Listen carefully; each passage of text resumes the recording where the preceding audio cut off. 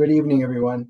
Welcome to our August 13th Commission on Disabilities monthly meeting.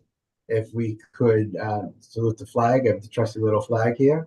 I pledge allegiance to the flag of the United States of America, and the Republic which stands one nation under God, indivisible, with liberty and justice for all. Thank you. Vice Chair Perno, if you could do a roll call of the members. I seen Jason must have lost his signal for a second. He was on here. Yeah, Oh, I'm still here. We're together. Okay, good. they're both there. Perfect. So Ralph DeChico, Present. Pauline Perno is president. Jason Barone, Yep, right, present. Mario Gramanis, Present. Ellie Vargas. Present. Okay, there you go.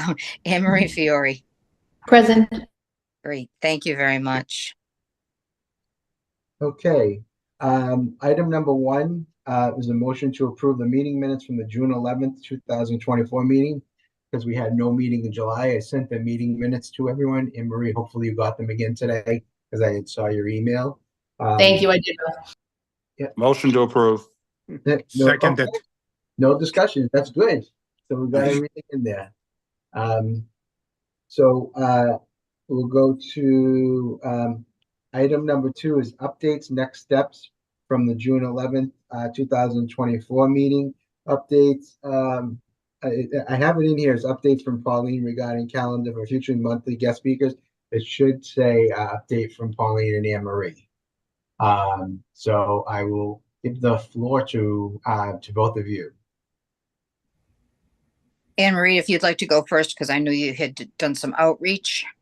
Sure. So August, unfortunately, obviously, they weren't able to come. She just reached back out to me today, a couple of hours ago. She has an elderly mom who is in the hospital, so she apologized thoroughly, and it's unfortunate because it's a great program. Who knows, maybe in the future we can secure her to come in and speak. But for September, I'm reaching out. I spoke with the woman as of July, so I'm finding, I'm new to this, but I'm finding that I'm needing to confirm closer to the date. So I just reached out to her where we're about a month out for September. So hopefully I'll hear back. She sounded pretty solid on being interested in joining for September's meeting. And it should be good timing because it's a mom from Newton who has a disabled child, and she created an AI toolkit for children, for parents to kind of be guided throughout the school year, for all of the forms, all to be in one place. So hopefully we'll get her for September. Will be good timing, I think. Oh, I hope so. I've been following her as well, so I'm very excited to hear that. Excellent. Yes, yeah.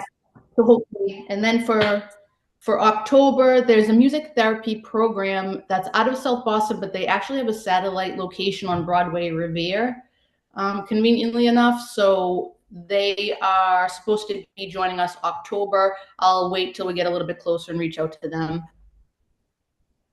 Great. Perfect. Excellent. Thank you, Marie. And as far as I'm going, I've had absolutely no luck, but I'm going to reach back out to Lauren Buck to come in for November, to kind of just to get everybody in the mode for winter, cold, flu, the surge of whatever is coming up, and see if we can have her come in on November. Do we have a holiday that second week in November? I'm not with a calendar, so I will double check before I reach out to her, but I'm hoping that she'll be able to join us for November, and that will bring us closer into the holiday season. Okay. Yeah, I'll have to double check on that. Okay, great. Yeah, definitely. All right. Okay. Next updates is any grant updates regarding Save the Harbor, Save the Bay, Better Beach program, and also a little update on the Garfield Community School. Finally, last week, they finally received the correct parts for the ADA accessible chairlift for the pool. And as far as I was told, that is operational and now working. It's what they told me though. They are sending me a remote control too, so that it can also be worked with the remote. So I'm waiting for that, but the chair is now operational and works. I haven't been able to get down there to see it for myself, so I'm taking the word of them that is the right parts came in and it is now operational and working. So that took forever. Kept getting the wrong parts, kept coming in back order and whatnot, but finally that's done. We are still waiting on the signage to come in for City Hall. And hopefully that will be getting done within the next few weeks. So that is on that grant. And then I also wanted to remind everyone about our All Abilities Day out at Revere Beach. I'm going to share my screen. Please let me know if do you see the All Abilities Day flyer and information? Yes. Okay. Yes. We had a little glitch with the flyers that went out. I received a few emails and calls last week that people were having some trouble logging in because it's done through the Revere Rec Center, through the Community Pass on revere.org. They had to go in and register on Community Pass, and then it would take them to the site to register for the event. But so what I did is in the papers that went out last week and on all social media, I'm sure everybody that sees our social medias, I sent out blasts everywhere with the new long link that's on the bottom the long direct link to go in and register. I know it said sign up and pre-register by 8/13, which is today, but I extend that for like a day. What it is just the first 100 people that register, they'll be getting a free lunch. But everybody, it makes it a lot easier if people pre-register. So we'll have an idea of what we're going to be expecting for people coming to the event. Right now, the weather looks like it's going to be great. So fingers that the weather is going to be great. It should be a fun day. We're gonna have a DJ. We're gonna have some stand games. There's going to be some informational tables. Save the Bay, Save the Harbor will have an informational table. DCI Universal Access Group will have a table there. And I believe the city liaison outreach will also have a table there for some information for people. As you also see from our meetings that we had at the beginning, the location also changed that I originally was going to have it near the State Police Barracks. It's down by the Oak Island Bathhouse, which is at 462 River Beach Boulevard. Just as a point of information, it is after Kelly's Cream and before the Breakers Condominium Complex, which is 474 Revere Beach Boulevard. So it's across the street from there. The Breakers condominium is also before Antonia's Restaurant. So just as a couple of landmarks and point of reference to where we're at. So we should have a fun day. Triangle Inc., who also has been putting on this event for several years at Constitution Beach in East Boston, had their event this past Saturday. And I did get the opportunity to go down there and spend some time with them for several hours, and they put on a tremendous event down there. Kudos to them. They do a great job. And I leaned on them for some recommendations and they gave me some pointers on how to go about putting this together, and just grateful to save the harbor, save the bay for the grants that I applied for and got that will help pay for this event. Hopefully, with the success of this event, this is something that will be able to be done every year in the city of Revere at Revere Beach through the Commission on Disabilities. I think it's very good to be able to have people of all abilities, especially people that are use mobility equipment, so that they can have access to the beach. And as it states in here, we will be having the beach stand wheelchairs from the Universal Access Group in the beach mat there. So it'll be easy for people to get down to the water and enjoy the water if they like. I'm sure if anybody has any questions or anything else that they'd like to discuss on that, I'll open it up to the commission members. How many people have RSVP'd or signed up? Do you have access to that, Ralph? It's done through the rec center, and last Friday, I believe there was probably about 40 as of last Friday. And I will be checking in with them this week. Like I said, I know a few people were having issues logging in. So hopefully that didn't deter them. Just hopefully everybody, that has social media on our commission will be able to share it and get the word out. I've had a lot of help from the TCI's Universal Access Group helping me share it. I've also had Save the Bay, Save the Harbor help me promote it. And the Mass Department of Public Health has also been sharing it for me with the new links and the new location and new information. Like I said, it's promoted on Revere TV. He's been doing a great job, and the local papers. Excellent. Okay. Okay. Hey Ralph, I have a question. Did you send me the flyer to my email by chance? Because I tried to look it up on It's in the revere.org and it agenda. doesn't work. It's in the agenda. Okay.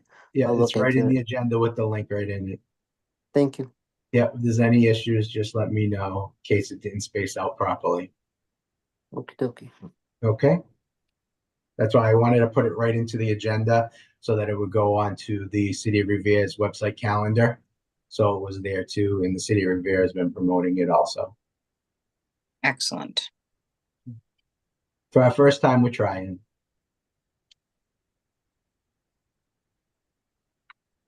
Okay. Let's see. So item number 3 on the agenda had guest speaker, but it was to be determined because, as Marie said, we weren't sure. But so we'll skip over item number 3. I'm going to stop sharing. Actually, I'm going to leave my screen shared for a minute.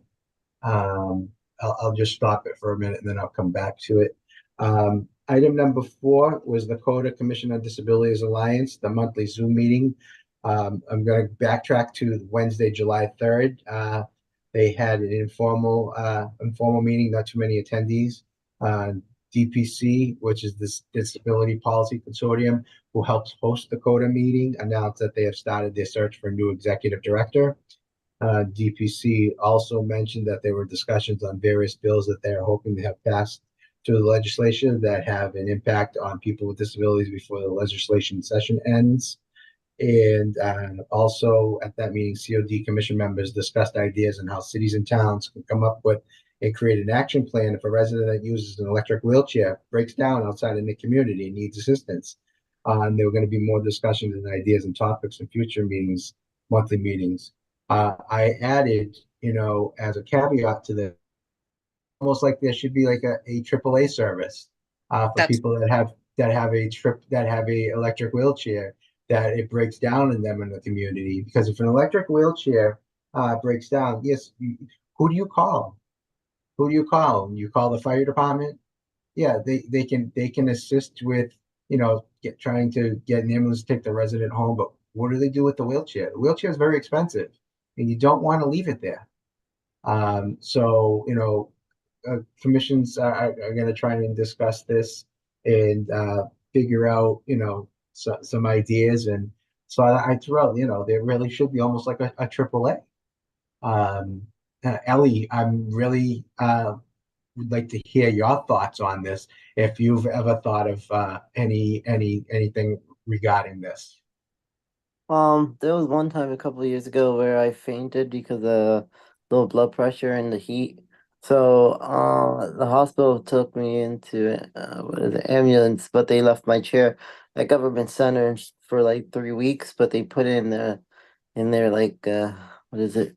The little cabin thing where all the red shirts go in. So that was the only way. If not, Yeah. my chair would have been just abandoned at Government Center. So I Yeah. totally agree. We need more services for that type of stuff because I've been stuck one time at what was it, 60 Stanford Street, one of the MGH building, and random people have to push me into the back of a Uber to get back home. Yeah. And what did they do? And your chair had to stay there also. Yeah, I was literally stuck at a crosswalk. A Yeah. police officer had to move me throughout the building because the security guard cannot help you or assist. They're not Right. allowed to. Right. And then I had another group of strangers have to push my chair all the way in the back of a Uber, and they sent me to the house. And then I had to get a couple people to get me up the ramp. It was a nightmare. Yeah. Right. Well, I'll update you. Like I said, hopefully we'll be discussing this at future meetings. But it'd be great if you can join those, and because any input from anyone is greatly appreciated. So that was the July 3rd meeting. Then there was also a meeting. Hey, Ralph. Yes. Yeah. So I'm, in that boat with Ellie, not that I'm sure that's happened to me, but I have thought about that. If I get stuck somewhere, my chair is about 350 pounds. Yep. It's got 6 wheels. It can go manual, but what are you going to do with it? Right. Do you know what I mean? So if Mario showed it to you, I mean, if you saw what I've got, it's like a tank. It's Right. Yeah. This sucker is not even like most, like some people have, and they have a small one and you can kind of make do. This Right. one, I mean, it would need a couple people. It's scary. I've thought about that. Yeah. Because what do I do? Where do I go? I Right. can't. There's nothing Especially to reach out. the main thing too is if you're breaking down, you're outside in the city. If it's hot out, if it's cold out, if it's raining, who do you call? What do you do? And I don't even go out in the rain because everybody says, "Oh, everything's fine," except you have to still think of the electronics. The battery, the the battery side on the back. You can, yeah, you can call 911. She said, but that, my wife said, but then they're not going to take your chair. No, they're not. So- Exactly. That's the Yeah. thing. They'll get you, but what happens with your chair? Right. Right, and No. unless you got a bigger ambulance. I mean, there are some big ones, but One Also- one of the commissions discussed what it was is the local fire department. What a couple of the firemen did is they put it on a emergency response fire truck. yep, they can do that because they can lift that. I mean, they Yeah. put people. They had to have a bunch of guys to do it, but not all cities and towns are going to do that. But there should be an action plan already set up for if that happens. They shouldn't say, "Oh, what do we do now?" So something should be discussed and planned and whatnot. Maybe that's something we could discuss with Lauren Buck if we get her to come to a meeting, and it's something that we could propose, and then I can go back to Coda with some ideas. Right. Anyone else? Okay, I'll move on to the August 7th meeting, and I'm gonna share my screen again for this. Just get the right screen. So for the 7th meeting, DPC announced that Mass DPH, which is the Mass Department of Public Health, is having a Zoom listening session tonight for people with disabilities. It was from 6 to 7:30 p.m. This is the Zoom link and the scan code. What they basically were going to be talking about was vaccines and different things for people with disabilities. So that's why I had put it in the agenda, even though it was from 6 to 7:30. You're more than welcome to join it when we leave our meeting. It'd be great if you can get on there for a little bit and hear the discussion on it. So like I said, it is in the agenda. You should be able to link right from the agenda, or you can take a screenshot of this. That's why I wanted to put it right on the screen during the meeting now. Also, I'll leave it up while I continue reading what else was discussed. There was also discussions we had during the meeting regarding web accessibility and the new WCAG regulations. Various cities and towns are looking for ideas and suggestions, along with others sharing information on what they are working on and looking to do. As I believe I might have mentioned before, there's going to be new regulations for municipalities and states for regulations for web accessibilities and web pages. So there's a whole new criteria, and it has to be done and implemented by 2000 and I believe it's 2026. I think it's either June or July 2026. The days is escaping me right now, but all municipalities have to be done by that time. There is a little bit of a grace period if your municipality um, doesn't meet the threshold of the amount of people in it. But that is very small. I think if it's under like 10,000, 10 to 20, have a little bit longer, not much to get that done. I had sent this information to our IT department several months ago when I found out about it. So they've been on top of this anyway. So they know all about it. They would come about is, you know, they would hire someone to do an audit of our web information, make sure that everything is highly accessible, so that it meets the regulations. Then there's also a discussion on PCAs and regarding to public housing issues. A member from a local COD was looking for suggestions on where to get answers on an issue. She mentioned that there is a housing that their housing authority has now included language regarding items, one of which is that PCAs need to be paid who are staying in the residence and included on the lease. Her question and issues is, have they spoken to the proper entities, because this can cause issues, and what if it is a family member? Where can she go for help and answers? So we were trying to get some clarification. We think what is happening is it's just something that I forget what city or town this COD member was from, but they like it basically said there's some language in their lease that they have to put some more information on if who the PCA that's living in the home, if they're living in the home with them. But some PCAs do not get paid, I believe.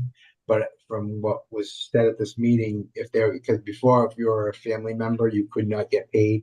But supposedly that legislation changed a while ago. So a family member, I think, could get paid to be a PCA. So that's why they were asking if they talked to the independent living centers and the people that help run these PCAs, if they found out if this legally can be put into the leases. I don't know if anybody has more information on those, a little bit more on that. Yeah, please unmute. Ralph, so I'm of course dealing with a lot of this, so I'm doing a lot of research, but one of the things I found out, so there's a couple of different programs, and there's one that I'm still not finding. So I work with Tempest quite a bit. Now I'm on the consumer directed side. Now that side allows you to get the PCA. You can hire someone independent, you know, whatever person, like the one I just terminated, and they get paid by Mass Health just like anybody else at the rate per hour. They don't have to live with you. That's the one side. Then you have what's called the GAFC, which is Group Adult Foster Care. Now that can be in facilities, or it could be if you in a home. Like if I have my cousin come and live with us, and she can get a stipend. She will not get a regular like a per hour salary. It would be a stipend, so it's not taxed. So it's per month. But it cannot be a spouse. That's the same on the PCA side as well. You are not allowed to do that for anybody other than, and it has to be like your child that's 14 or older, or it has to be uncle, aunt. It can be a friend. They're really strict. I don't know what language they're referring to, but it does not, when you go in those programs, they don't allow. Yeah, because it's something that's going into the housing authority lease, and that's what she was having questions on. And no, if they're a spouse taking care of somebody, they can't even discuss that because they're not even allowed to be paid. They are the person's caretaker, but they Right, and cannot. that's the person's issue is because they have a family, because PCAs are supposed to get paid, but if it's a family member, they're not getting paid. So, Unless they're like somebody else, like my wife can't be paid. right, But if I brought my cousin or I had a child old enough, yes, they could be. So that Right. it's depending on what that person's caregiver is. So right, those are some things that would have to be worked out. So yes, they could, but they have to follow the state law because the person isn't going to be able to meet the requirements based on, if it's a spouse, the answer is no. There's not even a question. So that would have to be found out. The side I can't find out. Now, this is the part about Tempest, and this is where maybe some others might be able to help me. I haven't been able to find it, and I need to find out exactly because I've been bounced around all over the place when I call Tempest. So according to what I've been told, Tempest also has a section where you can work with an agency that Tempest will pay. And they help you hire the person or whatever it may be. And if it doesn't work out, they'll send another one, or if the person doesn't show up, they'll send another one. But I haven't been able to find that program. So that's something that I need to find that side. If anyone can help me find that, I haven't been able to. I'm literally dealing with 50 things at once, including my new, where I've checked my blood sugars and I'm trying to get those strips. So, which are very expensive, by the way, to put on your skin. So it's 50 things going on at one time. So anybody can provide that part of help, but I figured I could provide what I could on the sides that I do know and have been researching quite often. So it's quite a mess. yeah. Mm. All right, anyone else have anything they want to talk on that before I move on to the next part of that meeting? The last thing that was brought in, COD members from various cities and towns had a discussion on onboarding processes and ideas for new COD board members. They are looking for a documented process. So what this basically entails is when a new person comes onto the Commission on Disabilities, what's the process? In Revere, what we have is HR basically notifies them, then it goes to the city clerk. The city clerk would then contact the new board member. They have to, there's some documents they have to sign, and they have to do a swearing in. Then you'll also be getting an email that you have to do an ethics training. Even though you're not a full-time employee, commission and board members also have to do a ethics training. Hopefully everybody here has gotten the email. The issue that we do have is we don't have, our commissions don't have city emails. We did before, but people were having issues with them. From what I hear at the council meetings, they are going to be going back to having all commission and board members are going to be having to use city email addresses. So we are probably going to be going back to that. And then they'll be contacting everyone so that they will be doing their trainings and everything will be in one place, which makes it, a lot easier to get everything done. But when you do your paperwork, you have given them your email address. If your email addresses do change, it's your responsibility to let HR know that your email address has changed, so that they'll be able to send you any trainings that have to be done online. So if anybody has any questions about that. Yeah. Ralph, one other question. You were talking about vaccines for those with disabilities. I was wondering, how did that come up about the vaccines? And I personally am running into some of the things, the problem. Yeah, DPC was having a listening session on that tonight. Oh, Mass Department of Public Health is having a listening session. I see. I wish I could talk to somebody from the DPH, because the problem is, they put things and they obsess about age a lot of times. Like, I personally live where I live with older folks. And so the risk to me for getting RSV or me giving someone RSV is very high. But because I'm not over 60, they want to give me a hard time for it. But I need that. Plus, I'm also compromised. I've already been injured and sick. Yeah. So I don't know what to do. And so maybe that's, I just thought about that. And that's what I was going to ask. There's, because, you can reach out to the Mass Department of Public Health, or you can reach out to the Revere Department of Public Health too and talk to them about it. okay, and so, yeah. That, Um, item number 6 is any commission members, late items, or any information that they want to share.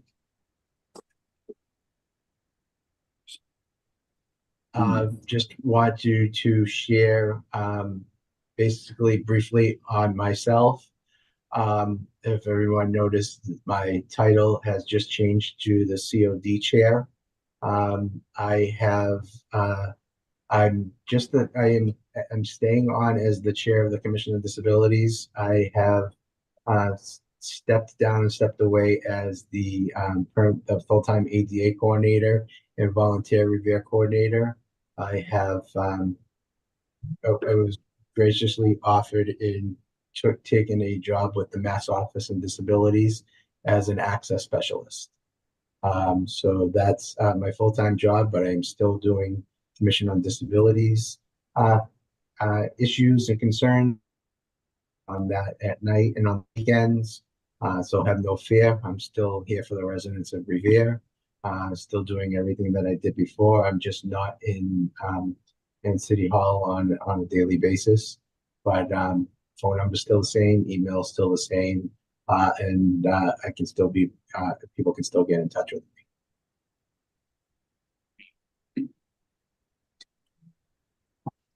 I don't know if anyone else has any questions. Yeah, hold on, make sure. Yeah. yeah, so I was gonna say, on the news, I don't know if anyone saw it. It looks like one of the commuter rail stations is now being updated, so for those for disabilities. So hopefully things will improve slowly. And it showed new platforms and things being put in. So hopefully that'll make a difference. But I did happen to see that not too long ago. Yeah, So make sure. there's a lot on the horizon. There's a few. I think there's a few Orange Line stations that are getting done. There's one that's getting an accessible elevator in it that I heard of at a meeting. I try to attend the MBTA meetings, the RTAG meetings when I can. I missed the last one because of a scheduling conflict that I had.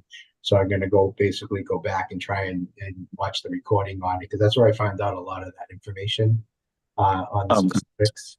The other thing that I wanted to mention, that a lot of the disability items that were in the budget, a few of them had gotten vetoed. I think, Ellie, do you know any of them? Was it the wheelchair repair one? Something, it got stuck, it got held up in committee. Yeah, I believe so. Yeah. I think that one got held up in committee. I was reading something today. So I think that got held up in committee. So there's a few things that got held up. I'm not sure. I didn't get to read the whole thing about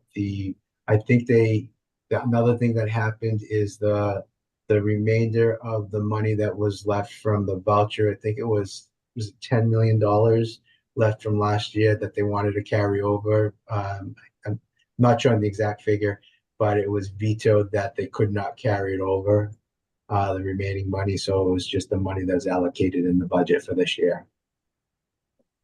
Wow. Yeah, they're very wasteful. We're not finding the people that really need the help. So Yeah. I don't know. They're just getting way more and more wasteful.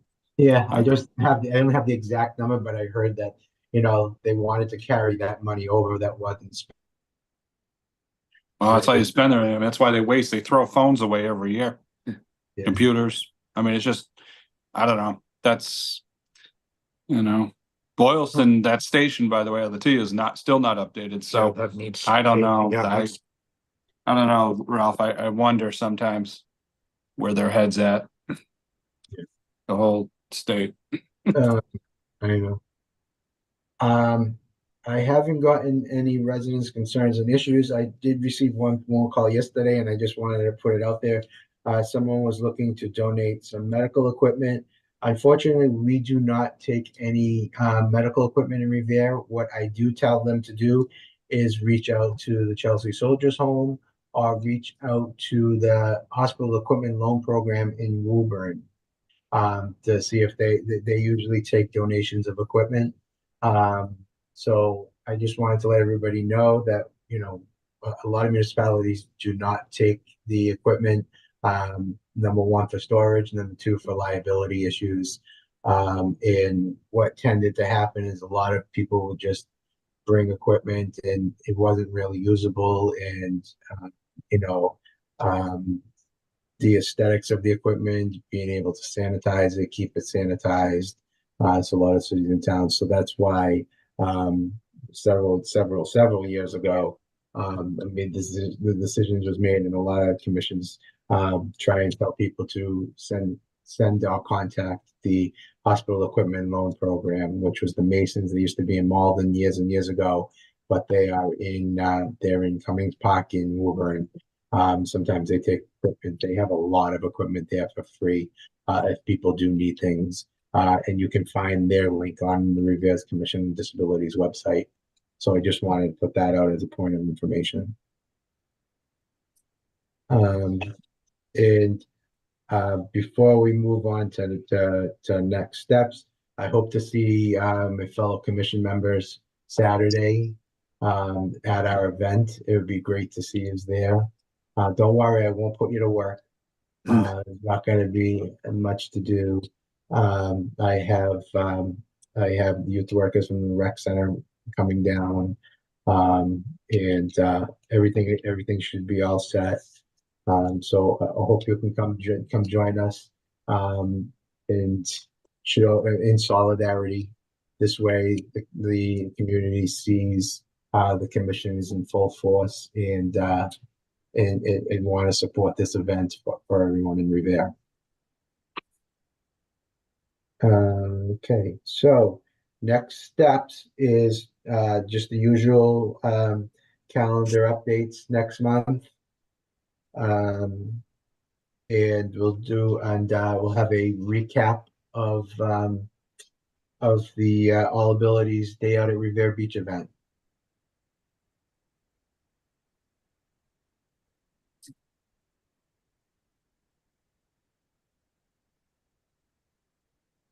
And Pauline, would you mind doing item number 9, which is the reminder?